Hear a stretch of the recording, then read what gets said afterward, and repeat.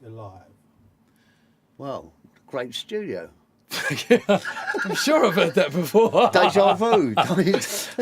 I'm sorry we're a little bit late because I think we've had some technical issues to go live, but it's 1:05. We're going to be going to 3:05 today.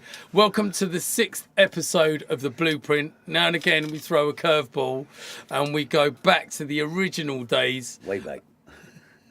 88, 89, what an amazing time that was. But we're going to go back before that to the soul, rare groove, jazz and disco disco days, I should say, disco Dave. But, you know. Disco Dave. And this guy is just legendary. He's one of my heroes, one of my mentors, one of the pioneers of house music. If you used to go Heaven, Land of Oz and Spectrum, he was a demigod up there playing music, and people would flock from around the world to come to listen to the music. It was the centre of what was happening that Paul Oakenfold put that night together. Yeah. And also, I was 16 years old with my good friend Johnny Holmes, who's RIP, who's passed away now, but that was part of Mangled and Smelly's lot. You played for them. Yes.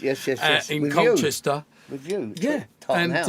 At the Tartan House, and also that was for me the opening of where we are today. Because if there wasn't these guys, there'd be no us, and there'd be no digital DJs who are out there today. And that's the truth of it. That's the raw of it. That's the bones of the whole thing. And if it wasn't for you guys buying those records, playing those records, and myself and Mickey Finn running and up, LSD. and LSD, coming up into Heaven and asking, what the hell's this record? Without trying to be annoying.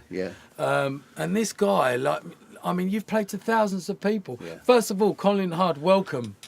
Thank you for the invite, Ray. No, thank you. I mean, this is lovely. I mean, this is really category A. I think we're gonna name check a lot of people today. Yeah. But I think, for me personally, I've had 2 or 3 good bites at the apple because I came from analog, where you would have come from 8-track. On reel to reel, 8-track, then DAT, and then from DAT, it was dub plates and then records, and then we went to CDs, and that was the beginning of the digital era. When it all changed. Yeah, but for us, I think, like going back to those days, the early days, there was no social media. No. You couldn't really see your idols or your heroes play because you were just up in that cage, and people would clap from the back to the front. I remember to show their appreciation. I mean, I remember when you dropped tracks like Strings of Life, and how did that make you feel? Do you know there's Dave Durrell? Did Pump Up the Volume. Do you know some people put what's your it's the first name check. People put what's your greatest memory, and he always puts up Colin Hudd chopping in, because I had this thing, with 2 records. Sometimes I buy 2 records because I don't recall, you play 2 records. Primarily, what it was for, you play them both at the same time. You get this flanging phasing effect, and why have I licked my finger? Because I'm just about to touch the vinyl. So you can push it in and out of phase, and you get this you can do it electronically now with the buttons but you could do that, and you could play that sound. But of course, you could just pull it back a little bit and get it a beat behind, and you could so dun dun dun dun dun dun dun dun dun dun dun dun dun dun. So I dragged out the intro of dum dum dum dum dum dum, Strings of Life, the intro of the strings before it kicked in, so people didn't know what was going to happen. And I did it on that. There was also Alternate made a record from me doing it. Dum dum dum dum dum dum dum dum dum dum dum dum dum. So I just drag it out like that. By the time that finished, I got the other one back. Stone me, they had a record out for a couple of months. Now I'm thinking, I wish I'd, but so that was what I did. But Dave Durrell put that down. It was a moment of his he remembers it in house music of being in Spectrum or Land of Oz. And how did that happen? You told me Oki. What happened was, Paul and I have been friends for a long time. He was doing promotions for Power Promotions. He worked for Def Jam, taking PAs around and everything. We both love music. We're both playing new music. We should go around each other's house and play music. And I put him in. I'd had him working at Flicks. He took over from Robbie Vincent. Found out him and Pete Tong doing a new romantic kind of indie night on a Thursday. So he did that for a while, and that fizzled out. And but I was buying a lot of because I mix. I didn't like the hip hop stuff, you know, NWA and all that. Mantronics, some of those real disco orientated hip hop thing I could go for, but the likes of NWA, I just couldn't get it. And a lot of them, you know, Tongi, Oki, Nicky, they were all into the hip hop. But I was going to Groove Records, and this house stuff started coming through, in probably '86. And I loved the tempo of it. I've always loved fast disco music, you know, bordering on gay, some of it, you know, and gay, some of it. Sort of high energy, fast. Well, the house music, because it's about 100, generally 124, so I could introduce it into the crowd at Flicks, where it was my residency. And of course, if people are doing that, and you bring another tune in, they're doing that, after a while they go, actually, I don't know this, and they might walk, and then you come back with another tune to recover it, something they know. So I was introducing my house music in and playing it. And there's actually things up on my Mixcloud account of me dropping the house tunes, you know, in '86.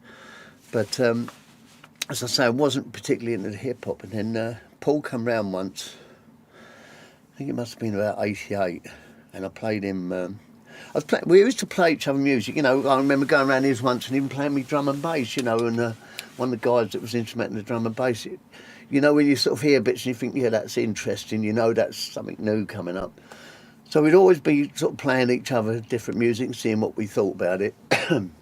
And he came round and I was playing him all this stuff. I was going, look, there's this one, this one, this one. And yeah, that was that.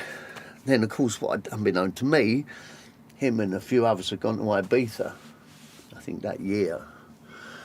So anyhow, one day I was sitting indoors and he phoned me up and he went, we've got a gig for you tonight.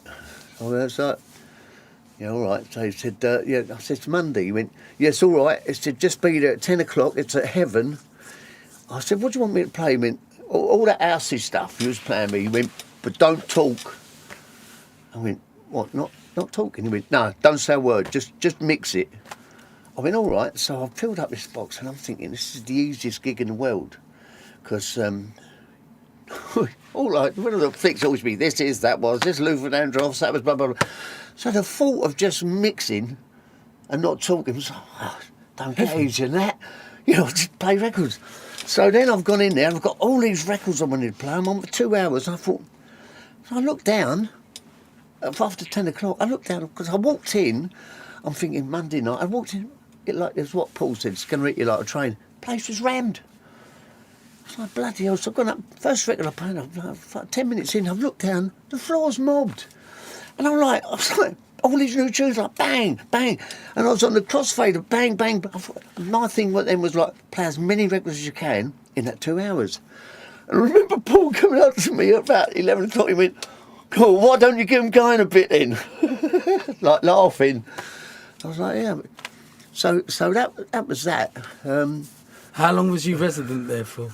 I wasn't resident on... He called me that first time because Johnny Walker was resident with him. One of the guys had gone to Ibiza with him. And I was only doing odd Mondays. But then he asked me and Trevor to do Spectrum in Manchester. Can you imagine? It's like, they've got Hacienda and everything. And we've gone up there on a Monday night, me, Trevor and Barry from the door, doing house, talking about Colton and Newcastle and charging them to go into a house night on a Monday night up there, Spectrum. So we were doing that. We were notoriously always late because we'd be Trevor. He's always late.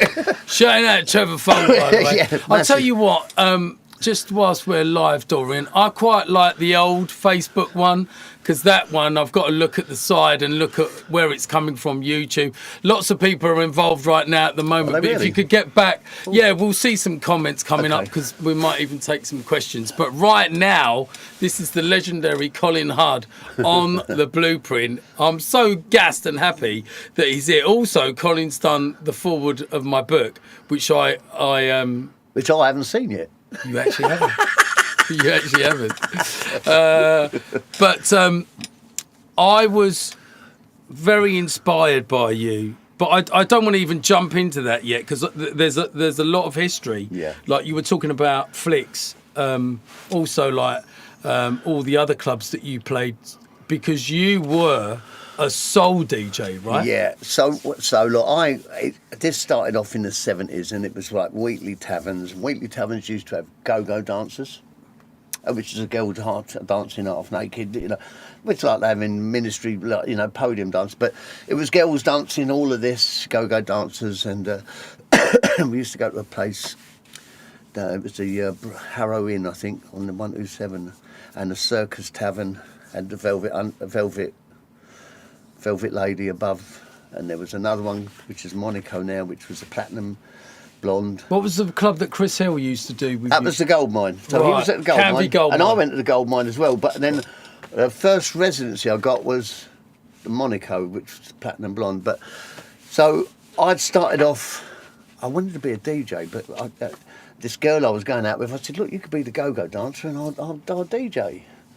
And I got the equipment, and I put myself up with the DJ and go-go dance. Well, I got bookings, she didn't. So, and that was the start into it. And then I went from mobiles. My first residency was in Monaco.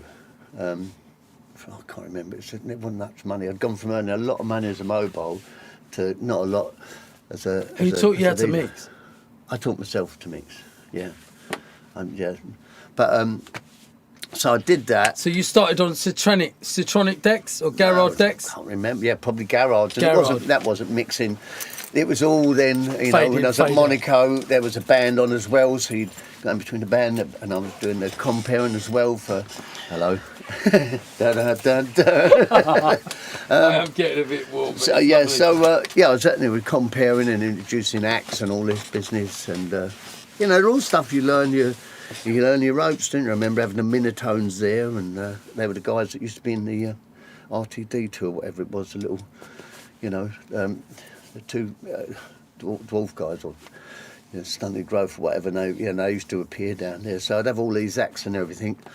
I remember watching Southend Pier burn down while I was at the Monaco. No. Yeah, 77, I'm thinking it was. I remember no one was in the club. Everyone was up at the water edge looking at this smoke, you know, that was that. So at the same time, I put in for a job in a place in Northfleet called Wings, which is part of a pub called the Battle of Britain. And that had, I remember going over and doing the interview, and it had an illuminated, just opened up, and it had an illuminated dance floor, just like Saturday Night Fever. And I remember starting there with a mate of mine, Steve Wood, rest in peace. And I remember having a dancing competition there on a Tuesday night. Tell us some of the tracks that you were playing. Oh, then was Ever Must Be Missing an Angel, Delirium, Francie McGee. Dance, Dance, Dance. Yeah, I was a Freak Out, Chic, you know. They're old classic disco tunes, you know. Yeah. And, I mean, then I was, you know, at Saturday Night Fever as well. And it was great, because Saturday Night Fever just bolstered, you know, whatever anyone says, love it or hate it, it got everyone back into disco. Got everyone fed up with disco as well, and even the Bee Gees say that, but yeah, it got everyone back into disco. Yeah, Odyssey, Native New Yorker, I mean, there's a track that should never be remixed, you know, so Players Association, just great disco tunes. So from there, while I was there, a girl came up to me and said, and she used to read the licensing things going up. She went, "Oh, someone's applied for a licence in Dartford for a nightclub, and it used to be a bingo hall." but before that it used to be a cinema. And so I got in there really early, and the guy came down to see me at Wings.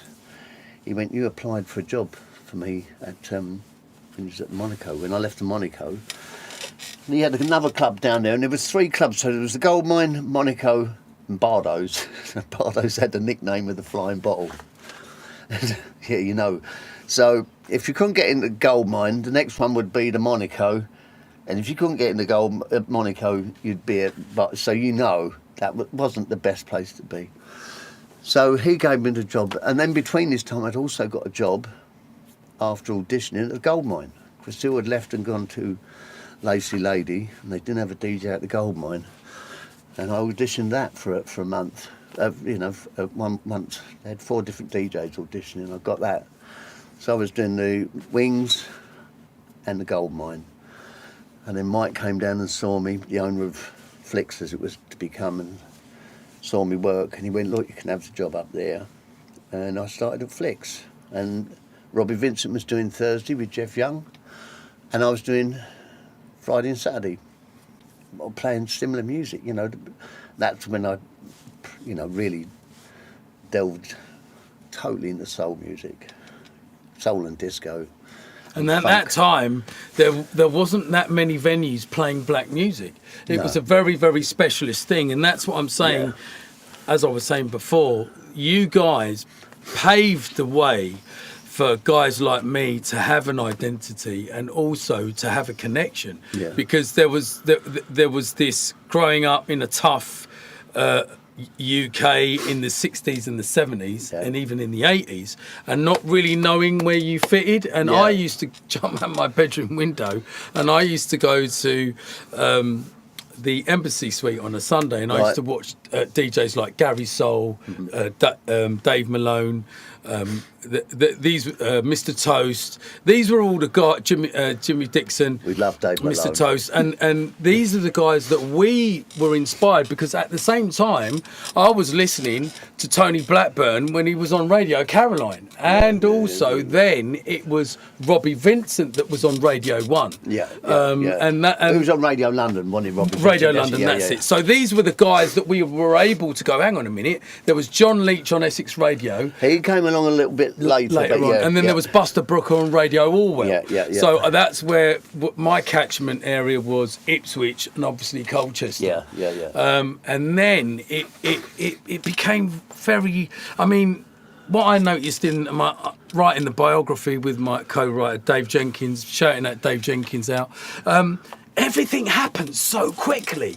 And I think, was that the same for you? Well, do you know what? It's funny enough, for a second name, I was with Oakenfold the other couple of weeks back, and come over and we was talking about, I can remember, I mean, I'm lucky, I've had 2 bites at chair. I've had the whole soul, funk, and all that scene and Flicks.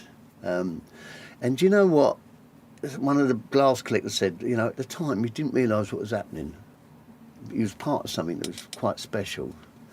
When you look back at it, you think, wow. And I can remember walking in with Paul, and we were saying, you walk past that queue on a Monday night with our record boxes and extended arms, and he said, God, what we started here, you know.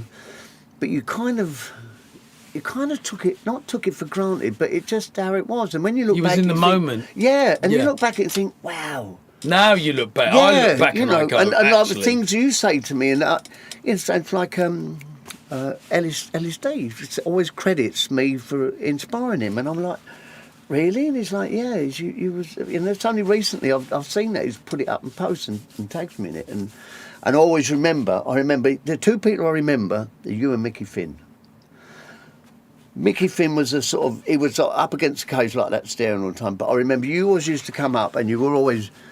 Because normally people are a pest, but you were always so respectful, but you were always passionate, and you could see that. You'd be, oh, what was that tune? Blah blah blah, you know. And you've always had that humble side to you, and it was like. And I've always said, you know, it was a pleasure talking to you, because you'd be like that desire of what was that track? What was that one you played? And you know, and I remember Mickey Finn used to think I played everything at +8.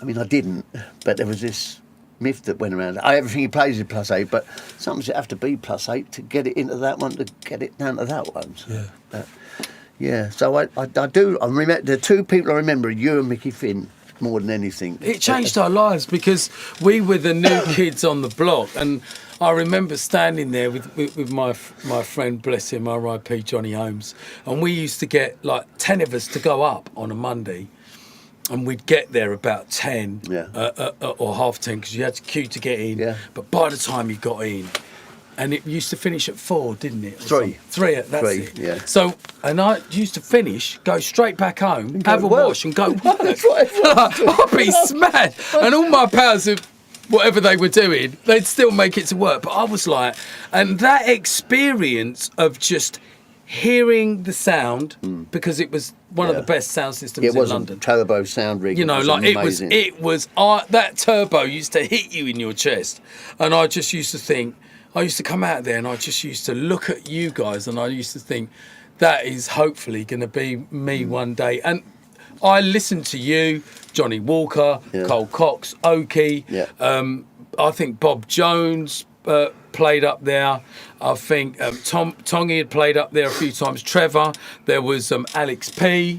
I don't think Alex P did Heaven, that I recall. He done Rage. He took over Legends after me as well. But these are the guys that I watched, whether it was Spectrum, Land of Oz, or Rage. There was a colourful kind of talent. There was Dominic Spreadlove as well. He used to do Rage, and really and truly, this was the groundbreaking scene that would later go on to a Thursday for Fabio and Groove Rider. And they 88, 89, 91, 92, that massive explosion of jungle drum and bass. But I just want to take you back, because coming out of the soul scene and playing records and doing what you're doing, you are now like playing in London, playing in Ibiza, and going on tour with people like you too. That was 93, but I mean what happened was, because at the same time it was Oki again. Oki had done that for me, and then he phoned me up. It's funny because he forgets all this. He said, "How do you remember all this?" So I don't drink anymore. So he phoned me up. He went, "Oh, I've got a gig for you." So I can't do it anymore. He was getting really busy because of the Mondays. He went, he said, it's Legends on a Monday night. He said, it's Club Trick. I went, okay. He went, yes, I can't do it anymore. He said, like, whatever it was, I'll get you 100 quid on it, blah, blah, blah, blah, blah. The guy called Paul Dennis was doing it. And so I went up there, and there was a guy before me called, well, I don't know his name, Scottish Jerry. What was his DJ'd, and he was playing all the stuff that I would have kind of played back in Flick stage. You know, when someone's getting value out of a record box, you think, oh, he's playing all the good tunes of some music he's got. And it wasn't just soul or disco or whatever. So then I'd go on after him, do the same thing as I was doing, and it was really quiet. Really quiet. And in my head I'm thinking, I know why Oki's giving us this. It's going to go. I'm going to be... After 4 weeks, and bearing in mind I'm also doing a gig now with Bob Jones in Southend called Club Art. That's packed. Absolutely packed. It was like, no one knew it. You know, really, really clever. And so I'm doing this gig, and I'm sitting at the bar at the end of the night, and Paul Dennis is there beside me, and he went, well, make the most of it next week. That's why is that? He went, I think it's going to be our last one. I said, why is that? He went, you saw what it's like tonight. I went, yeah, so what do you want to do? So he went, ain't busy enough. So I said, do you want me to help? I can't believe the arrogance. He went, well, what can you do? I went, how busy do you want it? He went, ooh. So I told it to the Southend crowd, which we had a really big following. Southend made Legends happen. The next night, the next Saturday, it was cute. And I always remember you have a guy on the door, a guy by the name of Angel, who was just, it was the classiest doorman I'd ever met, apart from Barry. And he was just a proper style guru as well. And I can remember him coming over to me, and there's a friend of mine that turned up, Mark Berman. And of course, he's in, I mean, you don't remember, there's all the day glow and the floats and everything. And he's outside with his yellow top and his day glow shorts on, and Angel's come over and went, Cole, he says he's a friend of yours. And I went, I said, he is. And Mark's going, I'm really sorry, I didn't realise, because if you knew Legends, it was such a... It was a very classy, dressy, you know. You'd be going in suited and booted, And Mark's going, I'm really sorry, and I just go, well, I'll let it go. But basically, is he really with you? It's like, yeah, just this time. And that was it. From that day on, it went through the roof. Legends. There was Legends, there was Fidenzis, there was a few places. Fidenzis was, But yeah, there was... the main place was Legends. I remember warming up for Paul Trouble Anderson over there. Yeah. Obviously, that was a good few years. Or maybe around the same time, 92, 93, coming out of 88, because it seemed to start changing. I think it was 88, 89, 90, 91... I noticed a lot of different types of... And stuff was coming up that I didn't know, because there was a time with the Balearic scene when it was just good. You know, you played it because it was good. You know, there was, some of the Italio sort of stuff. It didn't matter. Yeah, all of that. You played it. And some stuff that was a bit off-key, you'd still play it, even if it was a bit down-tempo, like Stories. But then suddenly there was this stuff, people are going, have you got any two-step? And have you got... And I was like... I don't know what that is, you know, and then they were asking for hardcore. I'd started working in Quaff Records on a Saturday with Roy the Roach, and kids would come in and you play them a record, and I go, what, do you like that? And they go, yeah. And you could see they were kind of happy that they liked it and I didn't, you know, because it was something. There was a big change. The only time my daughter and I disagreed on music, and we'd drive back and... Do you like so-and-so? Yeah, I like that. And then one day we were driving and she went, so Dad, do you like jungle? I went, nah, what about you? She went, I love it. And I went, really? So she went, oh yeah. And up to that point, I thought people who like jungle were all into speed. You know, and drum and bass. I just couldn't make that leap. It was a bit, to me, it was a bit like hip hop. I couldn't understand it and didn't want to fake it and pretend to like it. You know, some people do with music, but and jungle was the same. I was like, no, it's not, you know. And sometimes I go to Rage and I thought, no, I'm uncomfortable with that, you know. But that's good, because you stuck to what you love, and exactly. I think you can tell. There's a lot of DJs, even when we go on now, that you can tell that it's just they're doing it by a numbers game. Yeah. And if I ever get like that, I'll hang my headphones up, because I don't want to play like that. No, that's I want to play like how you play, with all the passion and feel it in my heart. Yeah. And I think the day that happens, I actually have to hang up my headphones and go, I can't play this anymore. Do you know what I mean? That's right. That's right. Do you know we did an oldies night at the... Oldie did an oldie night. Ian Paul did a Back to 89 night at the Ministry once. And we got on there and we were playing and everything. And halfway through, he came out and he went, I ain't enjoying this. And I went, no, you know why? Well, I said, because we love playing new music. And even now, you know, with great respect, sometimes get booked for an oldies night and I'll do it. You know, sometimes get booked for a flicks night and I'll do that. But I haven't got the passion. I still love playing new music. It was always, I said to Paul the other week when we were together, I said, we were always about new music. But I think when you're an innovator, you don't live in the past. No. You go forward. No, and you're the same, aren't you? 100%. I'm always evolving. Yeah, like, exactly. I can't change what I did 10 years ago. I'm grateful for it. Or you become that rock and roller who's got the DA and the drape coat on and goes, it'll never be as good as it was. But you know what I mean? I don't want that. I want to change. As long as I can understand it, and as long as I can put my own version on it as a producer, then that's what I feel would be good. Cool. Blimey, it's going. Time's ticking on, and I can't even see the live chat, Dorian. So I don't know if we're going to go back to the old Facebook, and then I can see that on the feed. Maybe we're going to do that later on. Any stories about fledgling producers?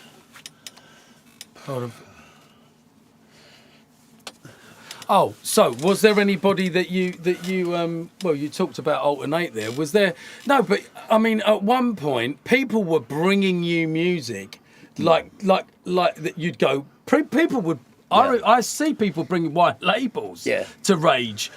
Sorry, on a Monday to Spectrum, and giving it to you. I had the first one, and I didn't even know this. I put something up. I know it's a really commercial record, and everyone got really sick of it. But one of my favourite house records is Where Love Lives. It's a Knuckles. It's a Knuckles mix. And I used to play... Listen, that's a banging tune. Yeah, but I used to... a lot of people, it's their most hated... A bit like Korea, so overplayed. But I used to play the instrumental with the dub plate, which is lots of strings, and then go, obviously, another copy and go into the vocal. And I remember putting something up about it once, and the girl went, yeah, you was the first to have it. I went, well, how do you know that? She went, I'm the person that gave it to you at heaven. She passed it over. But it was one of those tunes, I just loved that. There's the joy of mixing in it, where you can play that instrumental, other tunes, and underneath something else is coming, dun-dun-dun, dun-dun-dun, dun-dun-dun. And it's got that soulful vibes about it. No, it was Knuckles, isn't it? But the other thing was... Did you get to play in America? Yeah, I'll tell you that in a minute. But what I was going to... that was the same time Paul said to me, when I've got a gig for you in, these people want you to play in a place called the Palladium. And the Palladium was where they actually filmed MTV. So when you went into the club, it was really kind of surreal, because part of the club was blocked off, but it had all the props for MTV, these big square boxes and whatever they used. And and I can remember playing there that night, and they picked me up from there, and put me in this designer hotel. This is one night, picked me up on the Friday and playing Saturday and then home Sunday. And I can remember still playing at 4 o'clock in the morning, and I was just like, oh, come on. There was 3 people still dancing, and 2 of those people were out of delight. The guy with the... yeah. And I remember thinking, it's really nice. Oh, we should just go on. The last couple dancing. And then they liked it so much, they got me back the next week. And I think for one reason or other, I think I blew it the next week. But it could have been a residency, one of those, sliding door moments where I probably messed it up for myself. So yeah, done New York a couple of times. But how do you realise how many people's lives you've actually changed, or was it kind of a blip in a memory of you were in the moment, and then suddenly it's like 10 years have gone, and then it's only later that it's changed. And I'm going to tell the story because I can remember. I don't want to interrupt you, but I'm going to, because I wanted to ask you about Dr. Bob Jones, because every time I saw you in heaven, he was your Bob Jones knew more about house music. I mean, they call him Dr. Bob. You two were always together. Always. we were living together. Right. Yeah, okay. I broke up with my wife, and I'd moved in. Oh, this is mad. So I moved in. I was living with my mate in Dartford for a while, and then finally Bob said, look, no one here, come over, we've got a spare room. So I moved with Bob Jones, me and Bob, in a place which was a cottage, called The Cottage.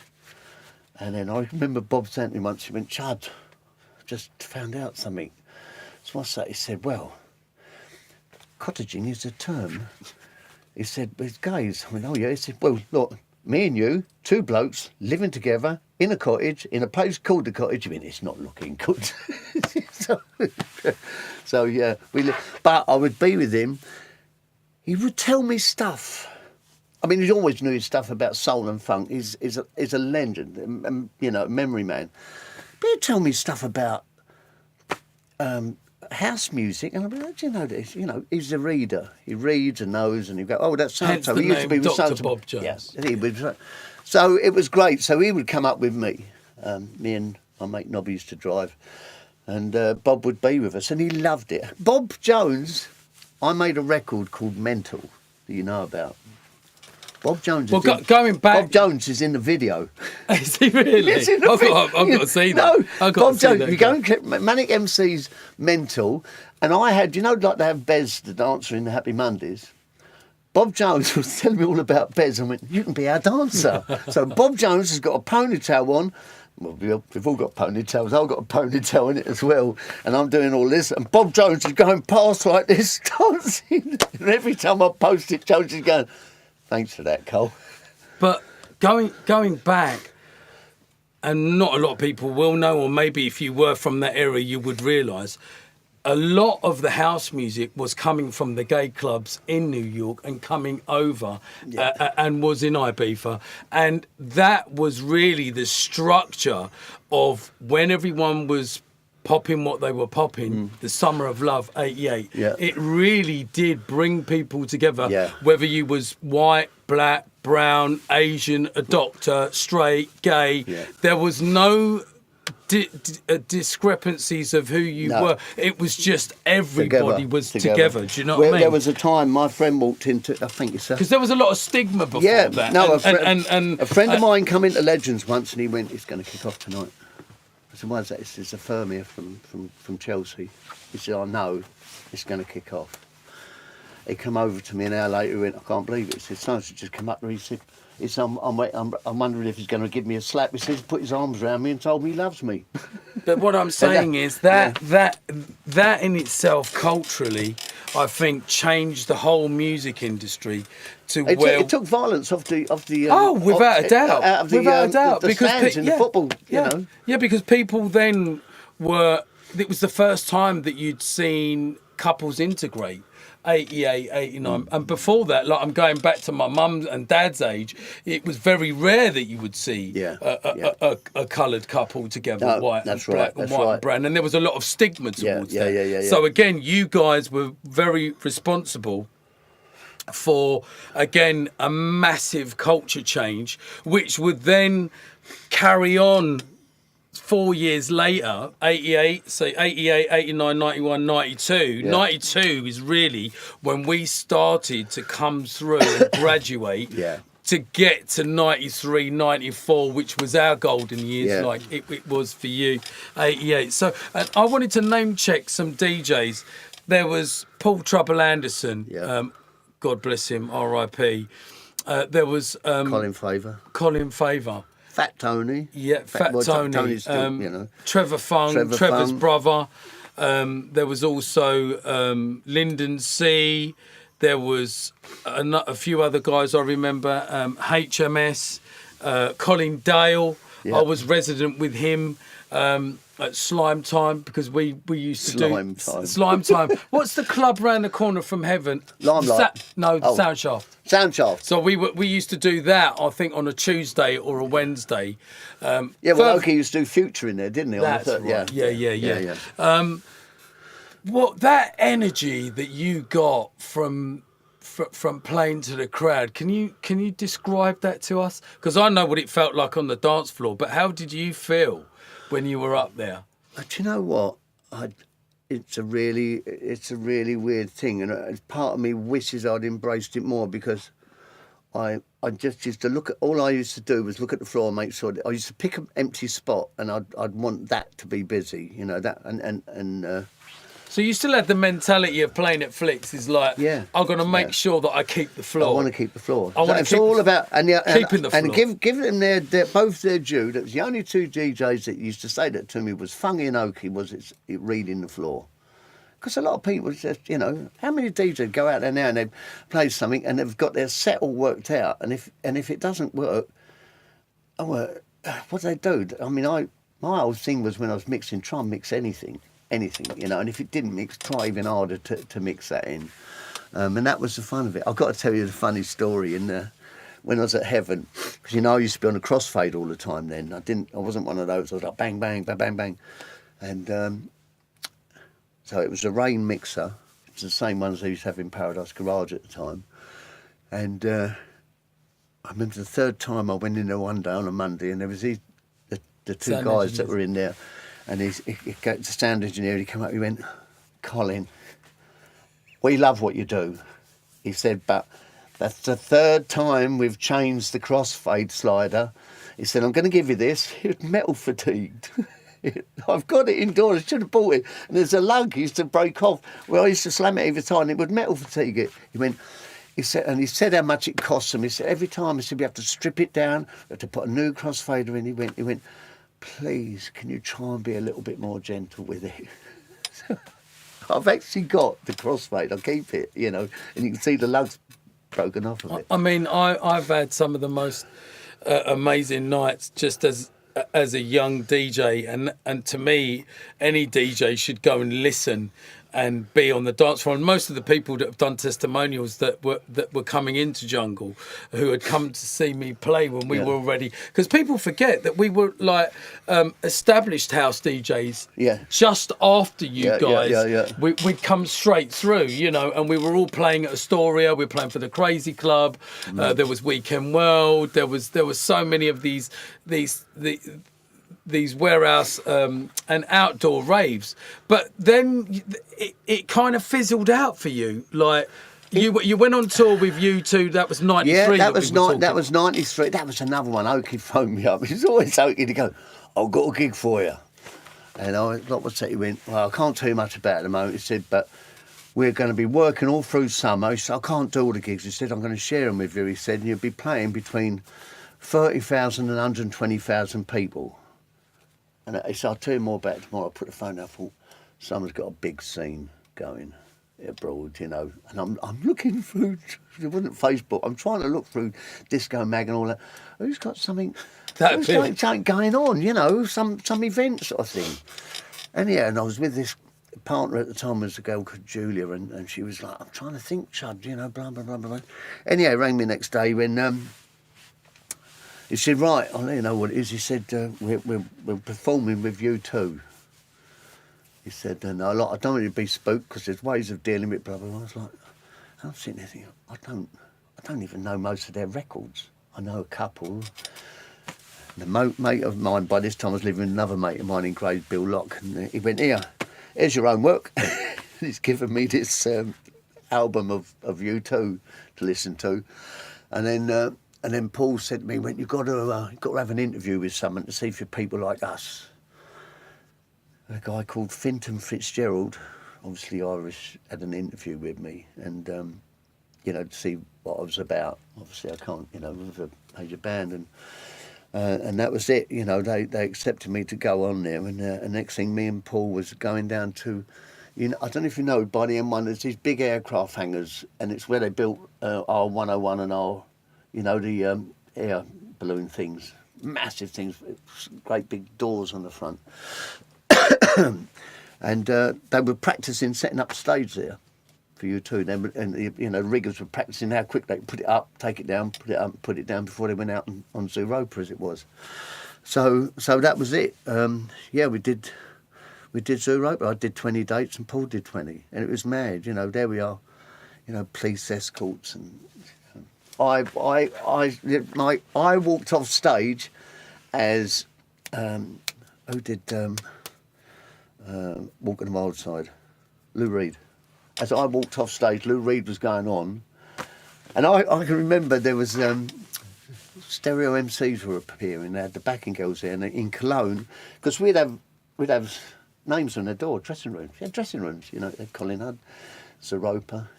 As I come out of my dressing room, Lou Reed, and I was standing there, you know, when you have a moment, 'cause I'm still a fan of all of it, of you course. know. And I looked there and I was like, it's Lou Reed. It's Lou Reed. And this girl's come walking past, one of the girls from backing singers. She went, what are you looking at? I went, it's Lou Reed, isn't it? She went, who's that then? No, but she's a young girl, you know. It's just like people don't know who's Colin Hudd, you know. More people, all my people I speak to, young people, when I say Ray Keefe, go, you know Ray Keefe? My daughter was mad. When she come along at my 65th, my daughter's blown away. She went, Ray Keefe, I went, well, do you know him? She went, I've heard of him. I like his music. And I'm like, but this is the travesty of what I'm saying to you, right? And sometimes it hurts me, and it hurts all of us, is people just think that, we've been around for 30 years, but before us, there was you guys. Yeah. And if it wasn't for you guys putting this I can't actually describe it any more passionately than what I'm saying is, if there was no you, there'd be no us.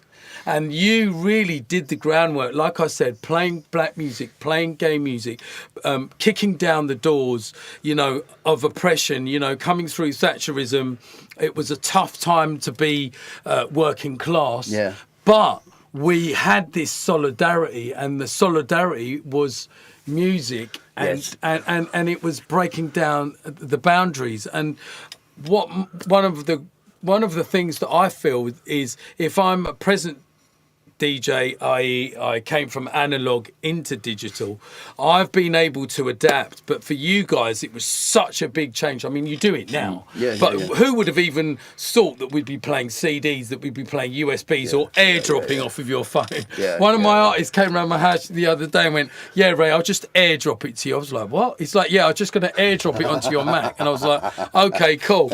But you don't foresee that change, even when you had, going back to when you had that tune Mental, that was such a massive underground tune, just like the Shaman with Mr. C.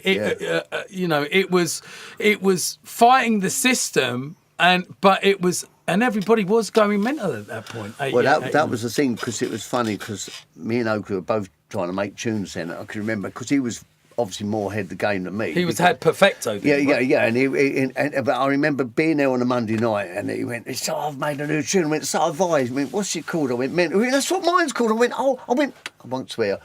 "Oh, go away."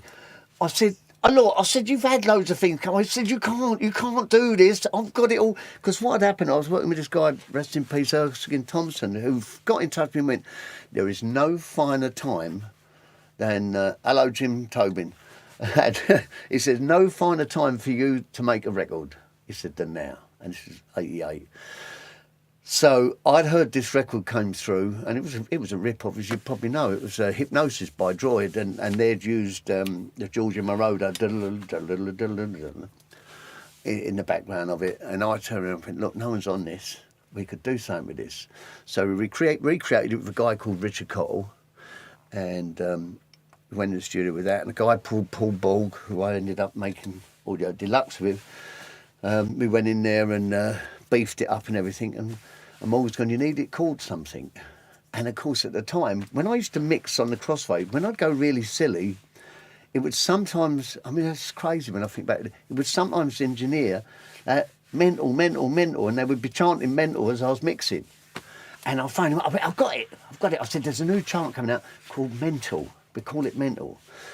So he did that. We multi-tracked it, had Mental, and all of that business on it. Went to make the video of it, which Bob Jones is on, and we would.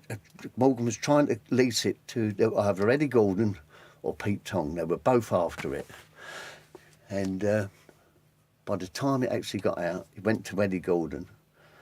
Just at the time when it came out, Pete Tong signed French Kiss. Yeah, French Kiss, and it just killed it.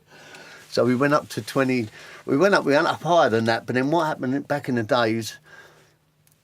God bless him, Erskine Thompson had gone out and bought quite a few copies of it, and we got weighted, which, you know, in the business, if it's a bit unbalanced in certain areas, they'll penalise you and drop it down.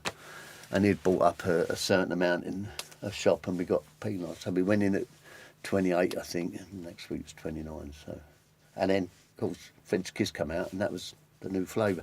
Not only that, just at that time, was just going bad on the press, where I remember looking at the telly and there's a police van being rocked, and they're all chanting Mental, and I was like, "Oh God, no!" So now it's become the nasty part of it. It looked like the nasty part. You know, Mental, Mental, trying to push over a police wagon. So there you go. You've had an illustrious career. I've had fun. I've also made the seminal Blerick tune, 60 Seconds, and that came from Barry on Spectrum. It's a great story. When we were doing Spectrum up, and we used to put tapes on while we were going up there.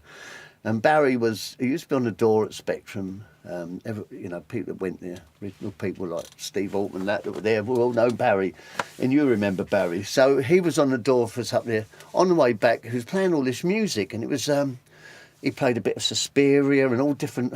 He called it acid opera, And one bit of music came on, and I went, and it was Suspiria. And I went, I didn't know, this is that music from A Few Dollars More, isn't it, when they opened the watch? He went, no, this is Suspiria. I know what you mean, though, blah, blah, blah.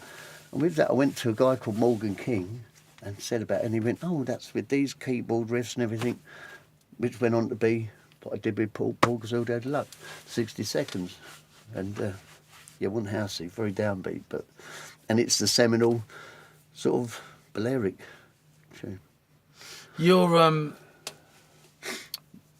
You managed to be at the right place at the right time, and come at the end of that tour, 93, you kind of stepped out of music, or gradually stepped out of music? I slowly became an alcoholic. I didn't step out of music. I think that music stepped out of me. I was becoming unreliable. I not discovered alcohol. I'd turned to alcohol to cover me not being able to deal with a divorce particularly well.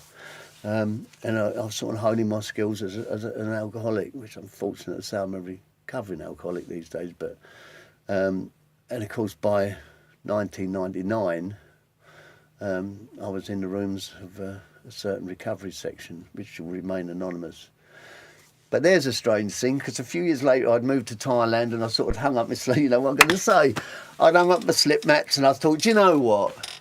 I've got to stop rainbow chasing, because maybe I should just try and retire gracefully. And I met a young lady. I was living in Thailand, a place called Koh Samui, and I can remember walking through the town one day, and there's a sign saying, "Tonight, Ray Keith." And I went, I think I know him. I'm sure it's got to be the same one, Ray Keith. And so I come out with this girl, made sure I was there, and I walked in. I remember walking and seeing her. I go, "Ray, and you've gone." What the hell are you doing here? Kind of. I was so shocked. I actually stopped. I put a long extended record on, and I was like, "What are you doing here, Colin?" He was like, "I'm out here teaching English," and I was like, and my face was like, "What? You need to get your ass back to England. We've got shit to do." And it wasn't soon after that you were back. Well, I moved back here, and it was funny because I got married to a girl out there, and and we moved. I moved back over here, and a guy called Al DeMello, you've met, asked me to do a Flicks reunion. And it's funny because a few years later, he said to me, "When you are now at the level next," I was rusty as whatever. It's just very clunky. All the mixing skills weren't honed like they were. I remember a few years later, Al said to me, "You're actually back at the level now. I remembered you when you stopped." He said, "So I'll be honest, you was pretty rusty when I started using you again." And we started doing the Flicks reunions once a year, and we just had to cancel another one. Big shout out to Ardil. Ardil Rashid and Al DeMello, yeah. They've looked after and also a guy called... You've had some good people around. Yeah, and Ian Sellers. Ian Sellers was a mad one. Ian Sellers had a disco shop across the road from where I live in Grays, and... I'd gone over there to get something, a bit of equipment for it, and he turned around and he went, so I come back, I walked over the next day and he went, "Oh, you won't believe it, yes, your ears must be in." "What's that?" He said, "You left here." He said, "A bloke come in," he said, "He's called Al DeMello."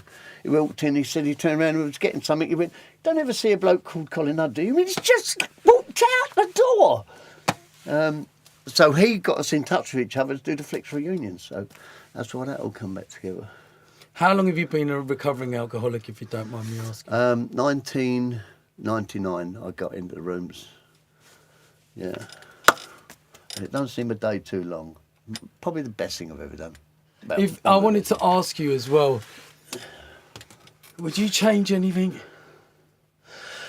It's really weird, isn't it? We were talking about this the other day with, I've got married again recently, third time lucky, to a girl called Keely, and people, her mum says, "Oh, I wish you'd have met years before." And we're going, "Do you know what? We met at this point in our lives when all of that's behind both of us. So is it right that it should just be how it was, I mean, look, most of my friends become millionaires and, multi-award winners, I messed up. But you know what? I sucked that up and I own it. I've got the best relationship ever with my daughter. I've got a wonderful lady now in my life. You met Keely, who's at my wedding. Yes, I was. Thank you very much. And massive respect out there to Wayne, who tried to get his photo taken with you. So I went to his wedding, and this geezer come up to me, "You Ray Keith?" I went, "Yeah." And he went, "Can I have a photo?" I went, "No, mate." I said, "I'm at my pal's wedding reception. It's not about me." And he kind of looked at me as if to say, "What?" Yeah. And then I was like, "No, I'm not being disrespectful, but it's not my day today." I said, "Catch me in a club, catch me outside anytime." But there's people in your life, Colin, that. And I'm going to ask you this question, and I know we've actually been talking for about an hour, actually 55 minutes, because we started at 5 past. But this is my chance to document things with you, because I think that it's really important that a legacy is left, even though we have our legacy. Yeah. I've managed to write a book. You did the foreword for my book. Yeah. I actually cried when I read it with my daughter for really? the first time. Oh, bless you, darling. The first copy arrived at my house, and I was so choked. And actually, I did a post on Instagram, and I think what it is when you read the book, hopefully, like yourself, it's a book of inspiration, because some people do go past you and they have it all, and sometimes you're left thinking, what if, what when? Shoulda, woulda, coulda. Saddest book ever written. But what I'm saying to you is your health is your wealth. Yeah. For me personally, because I've had my own struggles, and also happiness is the key, because the happier you are, I mean, I'm not even coming on the decks today. I just want to watch you play, because it just reminds me. I said to him off camera, I was like, "Are you sure? Are you all right to play for an hour?" Because I was going to jump on, but I don't even want to jump on, because he's like the master. Like what can you what he everything I know, and I know that we were on the tape packs, and thousands of people bought those tape packs, and they listened to them. And that chopping, which I used to do, came from you, because that was, and then there was lots of things that came after that. There was the double dropping, which Andy C and Mampy Swift and Randall. These guys would go on to own that type of making two records sound as one. But even listening to Mr. C and Evil Eddie Richards, Kid Bachelor, it was just Paul Trouble Anderson. It was on a next level of like music education that I would soak it up, and I would like, how the hell do they fit that with that? Yeah. But it was telling a story, and it doesn't, you play from the heart, like I play from the heart. I don't practice my set. No, I don't. I'll go there and I'll watch the floor, and that's how it's got to be. Yeah. Who was your DJ that inspired you? That when you were growing up and you looked up and you went, I fancy a piece of this. There were two guys, and they were talking DJs, and sadly they're both passed now. One was a guy called Steve Wood. His real name was Ian Woodward. Had Woodwards in Grays, a clothes shop. But he would be at the Velvet Lady, which is above Circus Tavern, and he was one of these people just firing all in. I used to nick some of his lines. He was one of those. It came naturally to say things, the stuff like this. They're doing it for Dance of the Virgins. They're doing it from memory. Blah blah. Blah. All those little one-liners that you'd have to interact with the crowd back then. And the other guy was a guy who used to work at Sweeney's. Was a guy called Terry Ray. His wife came to the wedding. He passed away last year, very sadly, and he was another one. He had Sweeney's in Basildon, and they were not musically, but in personality-wise, as an entertainment factor, they had something that I had to work. I had to work hard on that bit. It's all right with the music. I would say in some ways I might have been better with the music knowledge than they heard, but they had something that I had to work on, the personality side of it. Yeah, so they were the two people I looked up to. I used to watch Jimmy Dixon and Ian Jerry, and they were very confident on the mic. Yeah. They kind of had that Bobby Vincent sexy voice, kind of like, and I'd be like, these guys, they sound the nuts. Do you know what I mean? And the presentation was always amazing. Actually, I have got something for you, because I brought it down with me. This is it. Live on camera. This is the Blueprint special. And actually, Colin kindly, when I asked him, he did the foreword for me.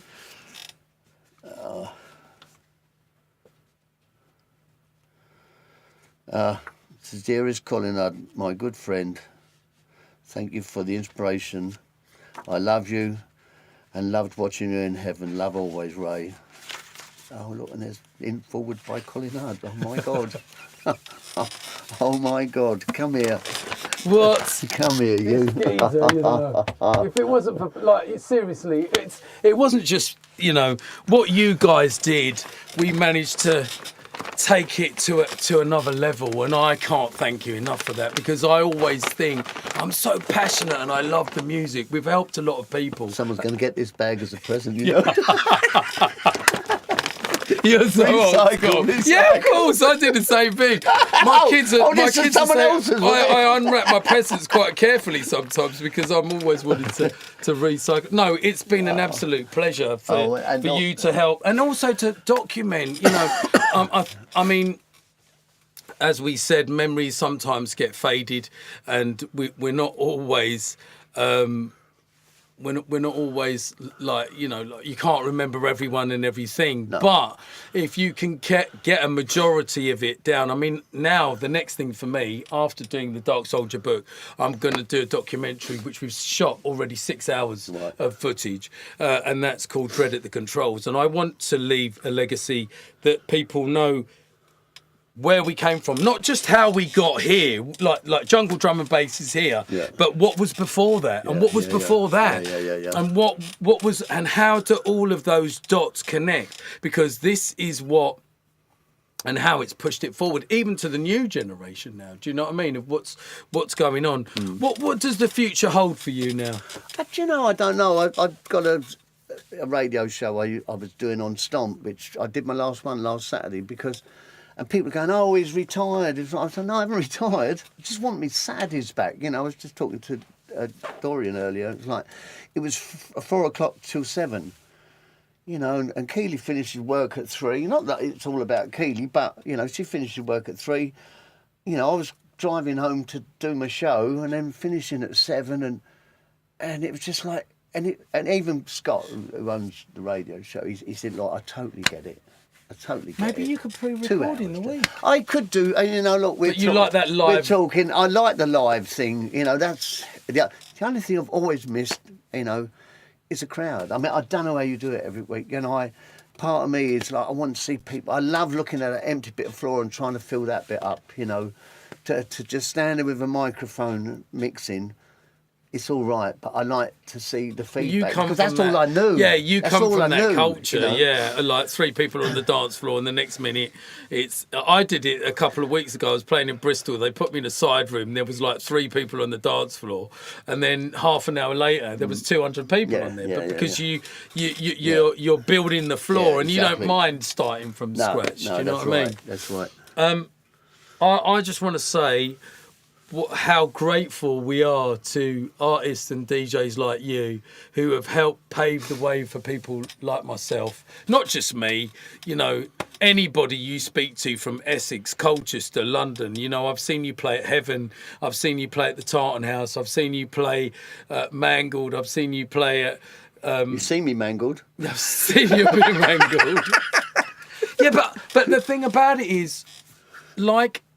any youngster coming into this, they don't teach you about fame, they don't teach you about drugs, they don't teach you about addiction, they don't see the depression of being on tour and playing to 120,000 people and then being isolated in your room, left to your own devices for 2 or 3 days.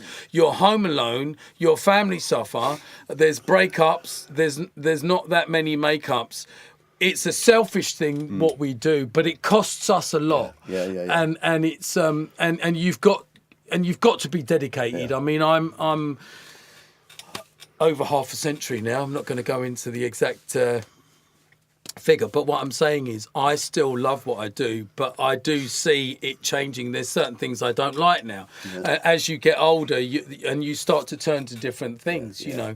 And I think it's all about. If you can bow out gracefully and also embrace change. I mean, I'm still going to keep going until we keep going. I don't know when that... Exactly. Until I fall out of love it, and then some other door will open, hopefully. Yeah, exactly. But I just wanted to, on a personal note, and through a lot of my other friends and peers, we could be talking for hours, you know that. We've gone right over, like...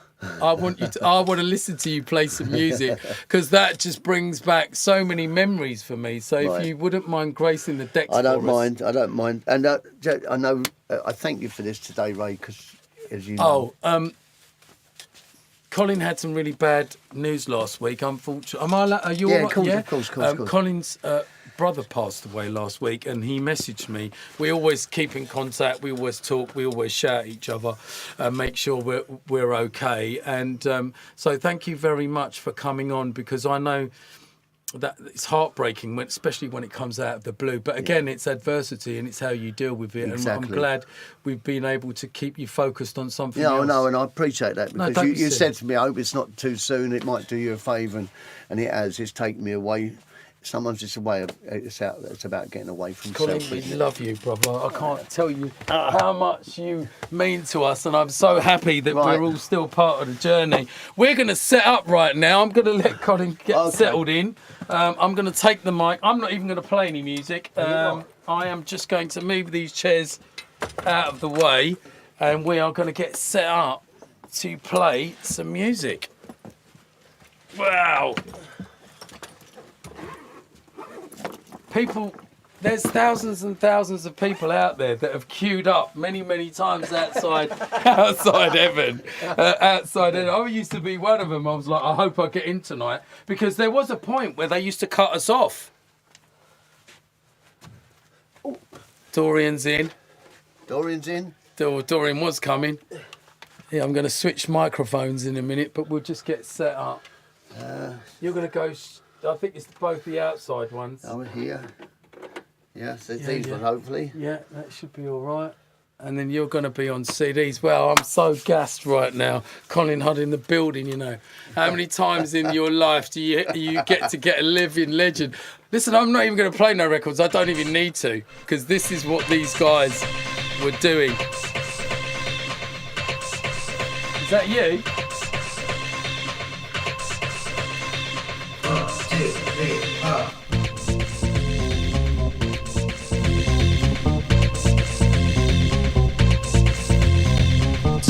1, 2. Colin Hudd in the building.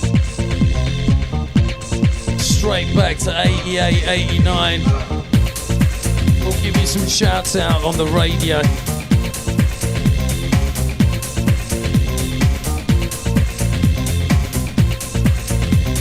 Send this one out to everybody on Facebook right now. Also YouTube. All the social platforms. It's the blueprint, baby.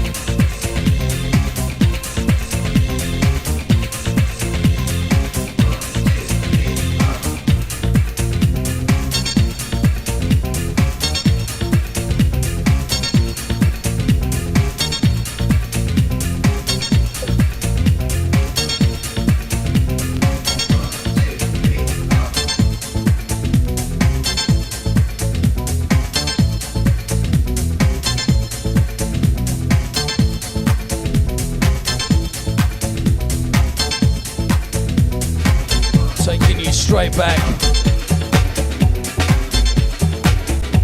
Oh my days. Colin Hudd in session, it's the blueprint. The master of work. Showing how my culture's so massive.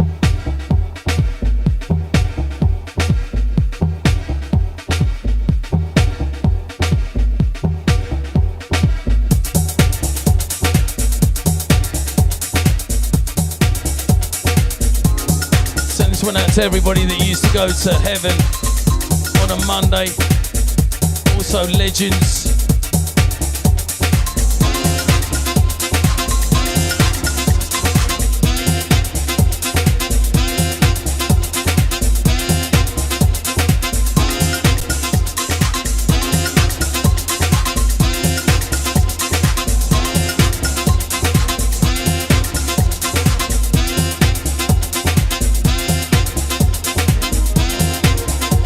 Send this one out to Dev, send this one out to Jim Tehran.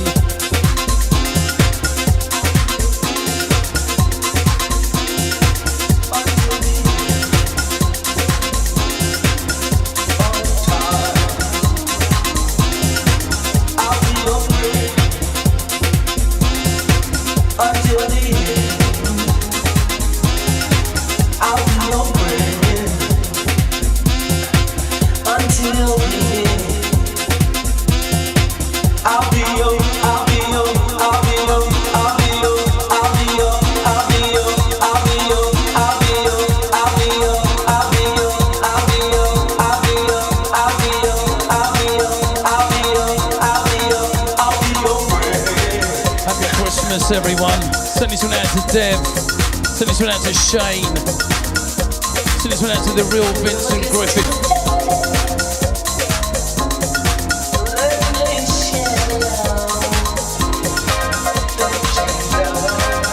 Send this one out to Mickey Finn.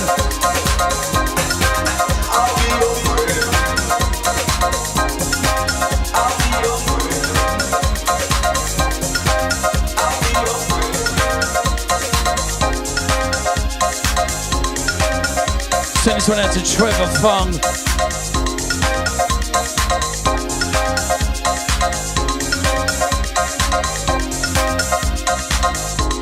Send this one out to Mangled, our Colchester Massive. R.I.P. Greg Holbrow. R.I.P. Ryan George. This song is from my heart. It wasn't easy from the start.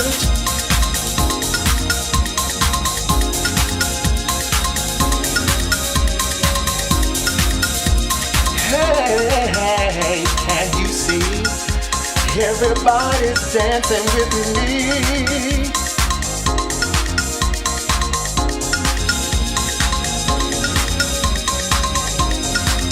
Take a look around. Everybody all around town.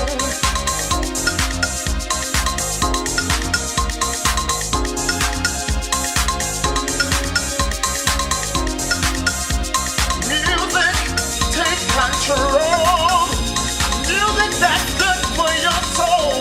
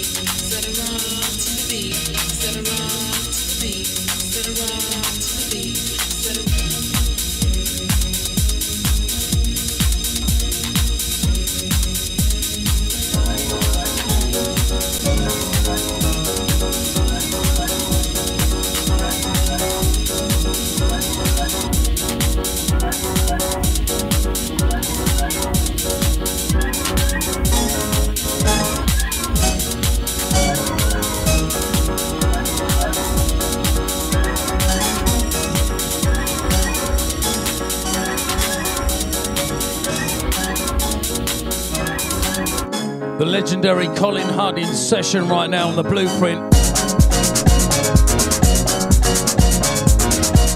Shouting everyone on Facebook.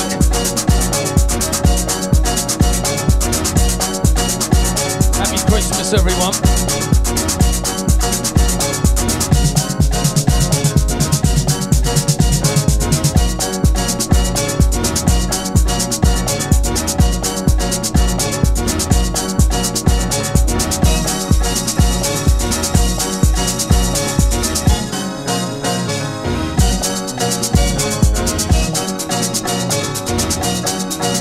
Send this one out to everybody that used to go to the Tarn House. What?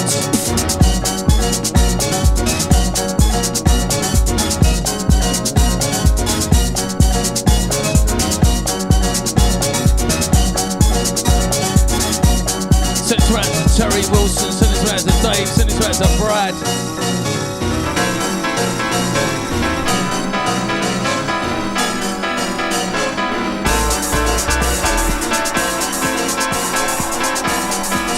to Vicky Butler.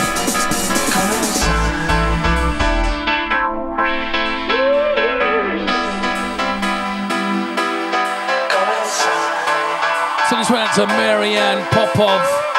Send this one out to Mark Bovis. Hashtag Pen, hashtag Mainstone. Happy Christmas, everybody.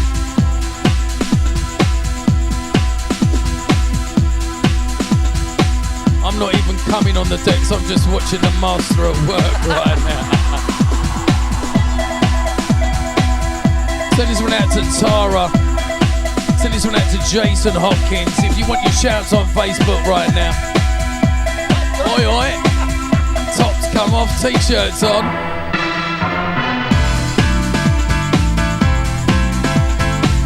Let's try and get up to that 100 mark, please, please, please.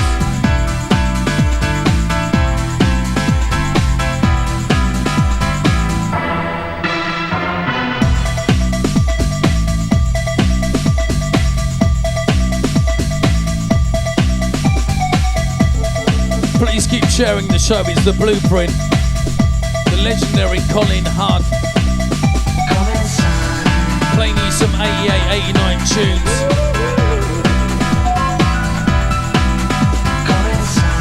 Send this one out to Terry Wilson.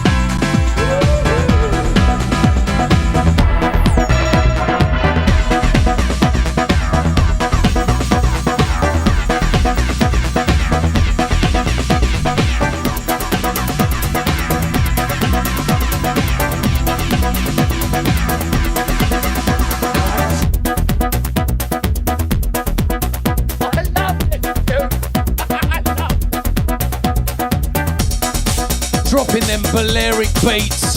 If you used to go to Land of Oz or Spectrum on a Monday, where it all started for all of us. Send this one out to Wayne Atherley Classics.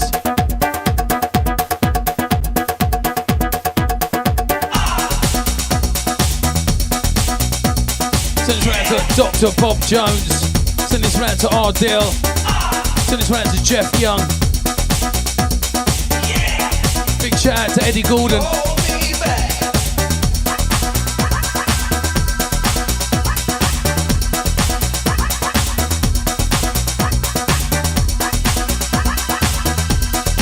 Send this one out to SJ. Send this one out to Jason Hopkins. Send this one out to Mike Colchester Massive.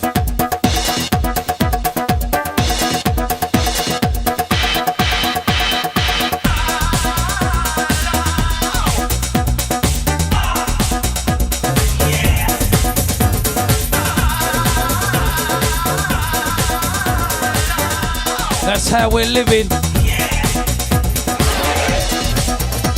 Let's rock. Don't forget hashtag where you're from. Happy Christmas. The blueprint. Let's rock. Let's do it.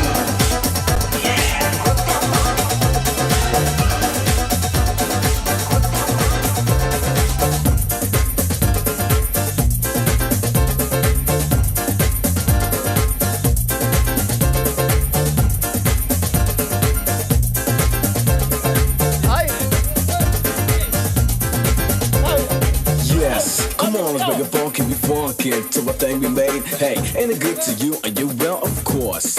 I know you do adore it. There's a reason renegation seduced by the street and the sort of seduction, but just surrender. The strength is dominating. Oh my God, what a feeling inside. And to express externally while unwarranted moves, screaming hysterically. Total madness. You can also be victim better. Don't laugh at us. By the means of beats and rhymes, you're getting doper and doper. And this is a working out chore where you dance on this called the gangsta boogie. Send this one out to Fonzo. Send this one out to Darren James. Send this one out to Frank Devler. Send this one out to Donna Edwards. Happy Christmas, everyone. Again and again, again and again, I'm delivering this. Of course, it's essential evidence of productions of serious. What is fortune is getting delirious. Kinetic style, in the sense of the tangle. Elaborated to this is specimen. Take it or leave it in the temple I'm giving. Get surprised, simple, what I'm saying. Reality. Sometimes you cannot give a beat. It's comprehensible, it's my philosophy. Put the dish, make sure you like it. Do it damage.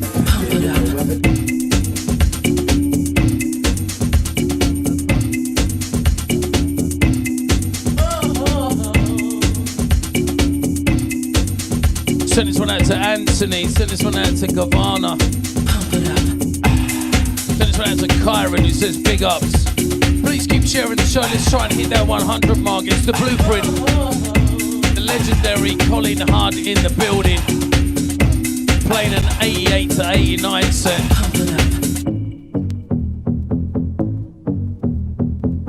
Send this one out to Malcolm Sharp who says tunes.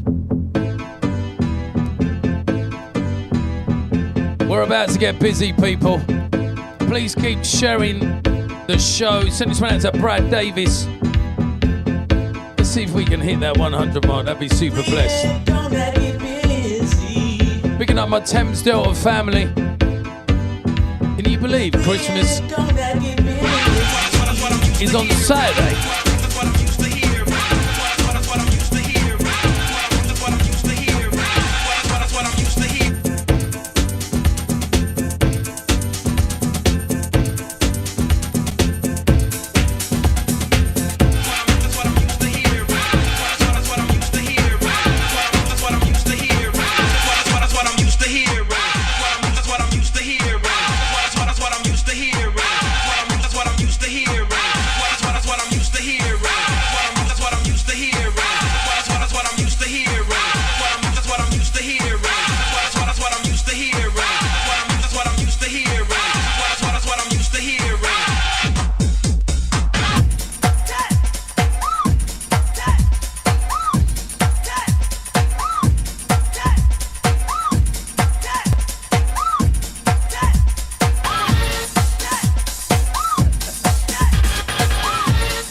Can't see me legs.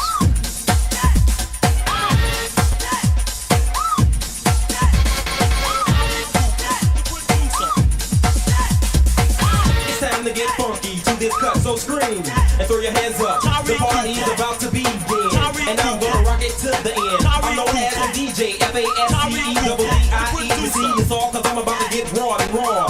Raw than you've ever seen before. So get funky and loose and party to this music that I rearrange, change, mix, and produce.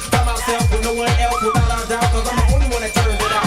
Acid Thunder was the wonder, but this one is gonna put you underground, which is the name of the studio that has the sound. So get down and get down and get down and yo.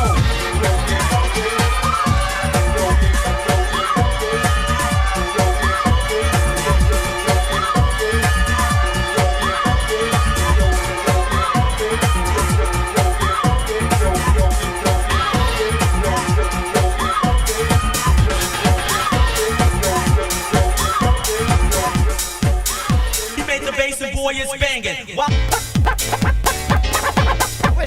the noise. Bring the noise.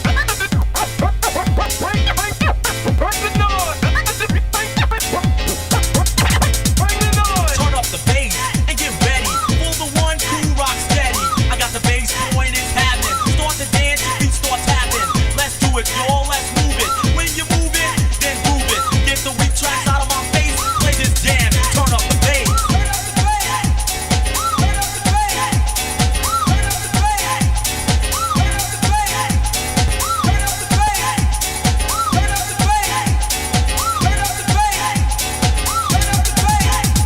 Every now and then you hear house rap. They speaking out, wanna turn my back. Others wanna try, but they'll get smacked. I'll smash them down just like a thumbtack.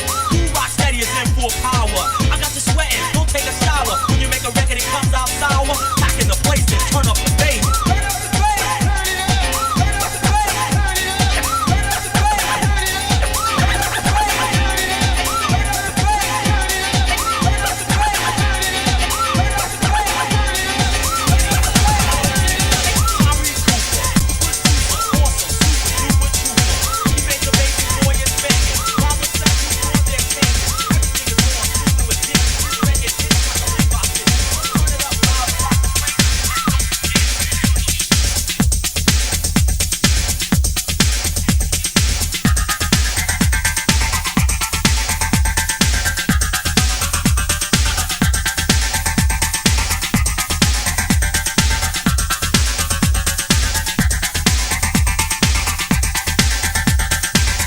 Shouting out to Shaman and Mr. C. Right now you're in tune to Colin Hudd. legendary DJ, 88, 89, 91, 92. Taking us right back. Summer of Love.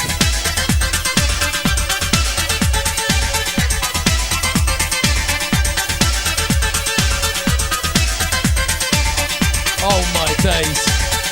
Send this one out to the Brown Brothers. Send this one out to Mr. C. Send this one out to Jumping Jack Frost.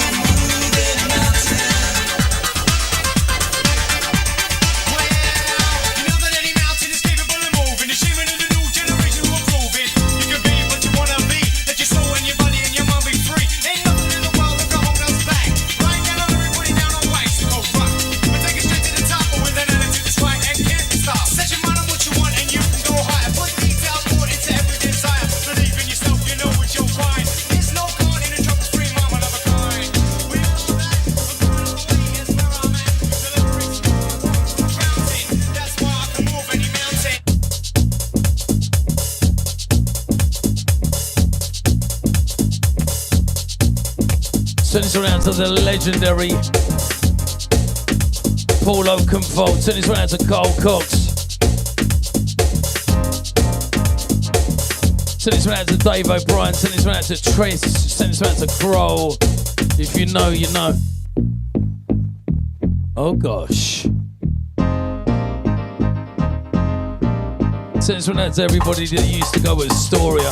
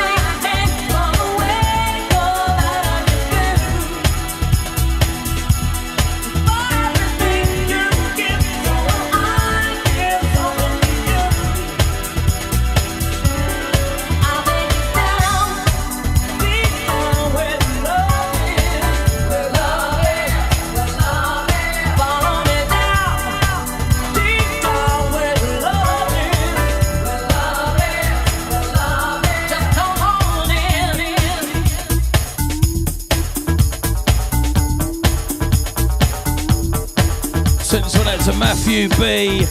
Send this one out to Frank and T. Send this one out to Frankie Valentine. Bring it on down. Frankie Valentine now? Is that Frankie? Oh.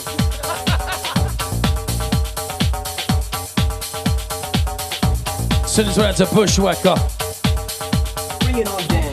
Down, on down, down, down, on down, down, down, on down, down, down, on bring it on down.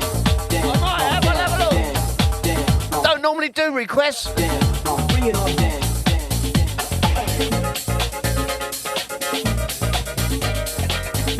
Right now you're in tune to the Blueprint, and this is what we do every Tuesday, 1 till 3.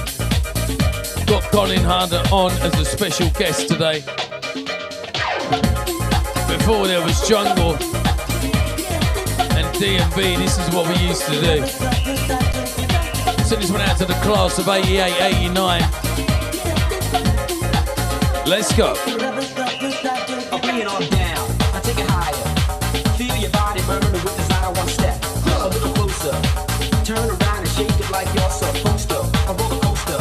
About this time I'll make a suggestion. Get on the dance floor, but use discretion. It's hot. Yeah.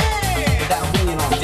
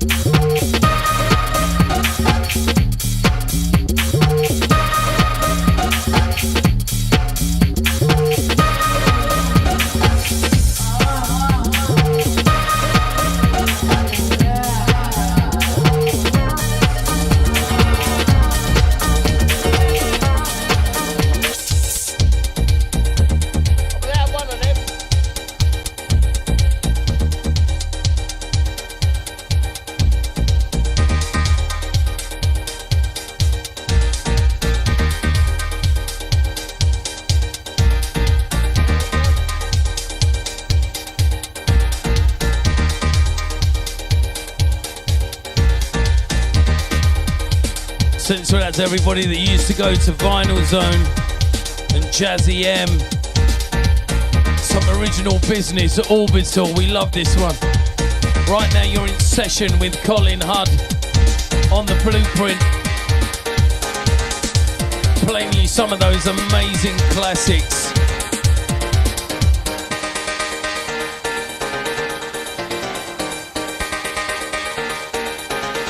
Please keep sharing the show. Have yourselves an amazing Christmas. Only a few days left now. Whoa, what a tune this is. Orbital Chimes, let's go.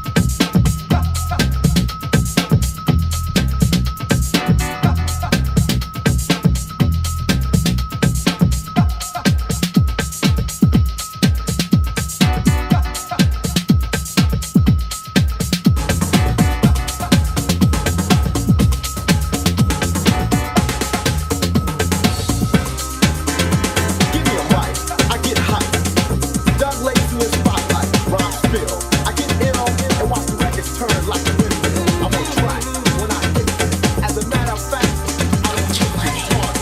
I feel like a monster. Break down, and I'm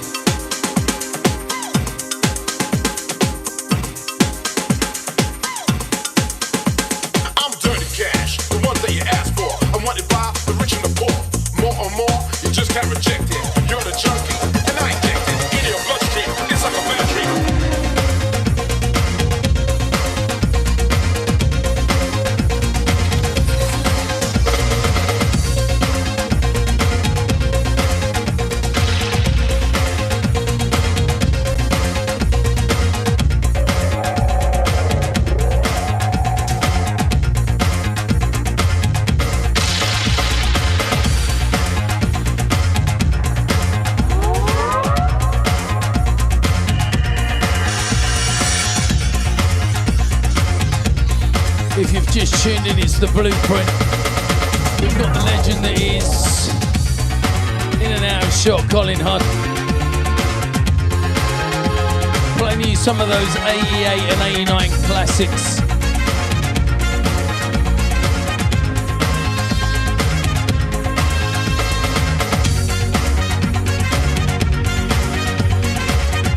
Bringing back those memories, you know?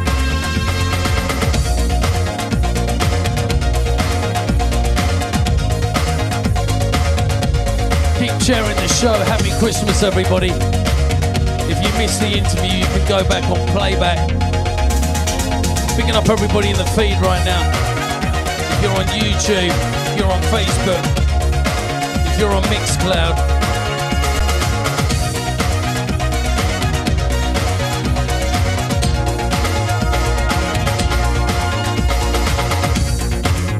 Send this one out to one of my long-time pals, Bainey, we love you.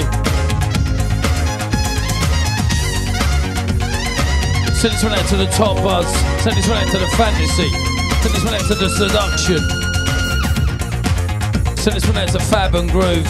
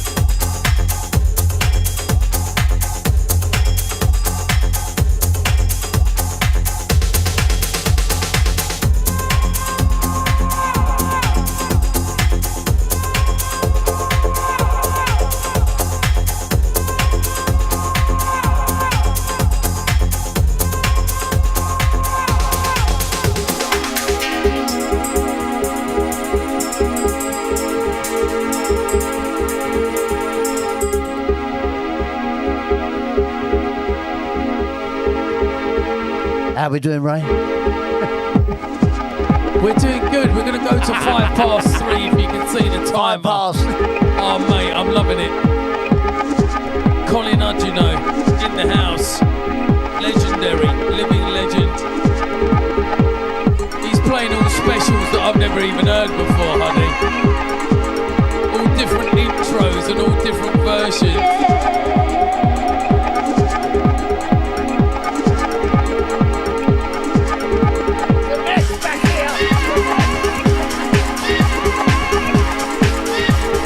Picking up everybody in the feed right now. This is my best Christmas present ever, do you know what I mean? The book's out, Dark Soldier.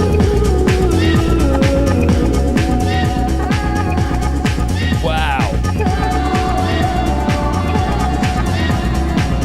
Taking us right back. Gonna send this one out to everybody that used to go to the Astoria, also the Crazy Club, also Limelights on a Sunday, also Haven Stables on a Sunday.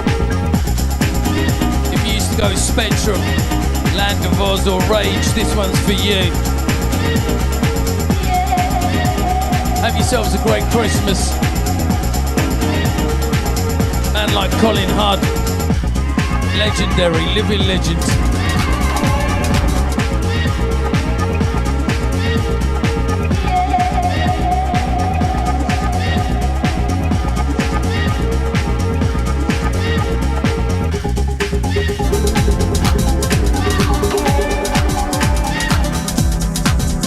Send this one out to everybody from the class of 88 and 89 that knows. If you know, you know. 808 State, baby.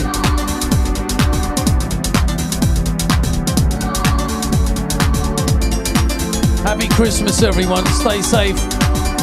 Happy New Year for next week.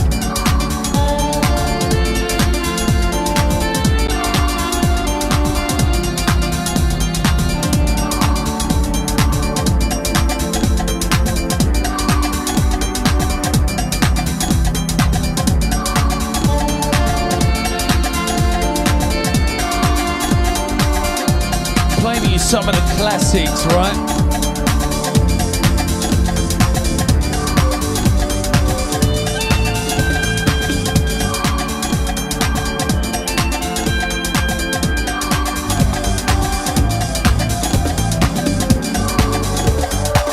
We've got about 5 minutes left. Thank you very much for your company today. I hope you enjoyed the interview earlier on. Oh gosh, here we go.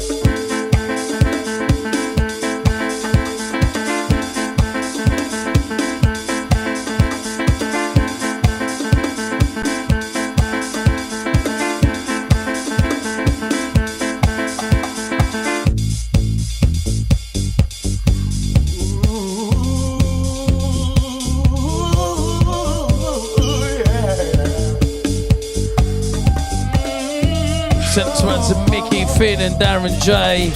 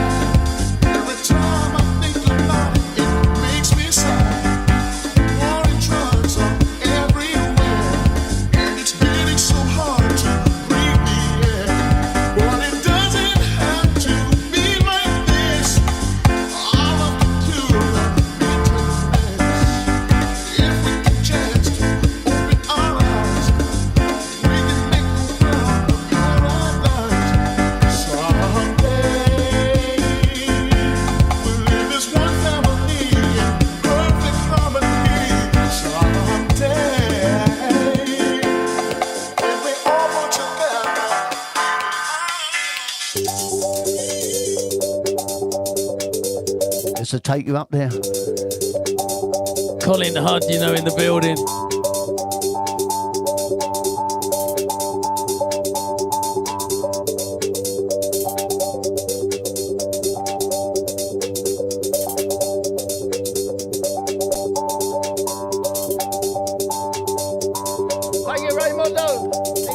God bless you. Last one from Colin Hudd. It's the Blueprint. One of the legendary DJs from 88, 89. Before that, soul scene, disco, house. Have yourselves a great Christmas, everybody. From myself and Colin, God bless you. Happy Christmas. Stay safe. Have a great New Year. Peace. We're out of here. Picking up my Thames family. I'm picking up everybody in the feed right now. Have yourselves a blessed Christmas. Peace. We're out.